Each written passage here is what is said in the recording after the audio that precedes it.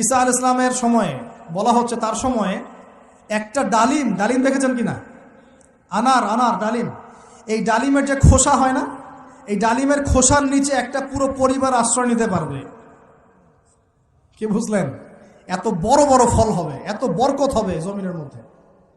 কখন বরকত হয়? যখন একটা জনপদের অধিবাসীরা আল্লাহর সামনে আত্মসমর্পণ করে, তখন আল্লাহ বরকত দেয়। আমরা কি আত্মসমর্পণ করছি? এই জন্যই তো অর্থনৈতিক মন্দা চলছে। এমনি নাকি?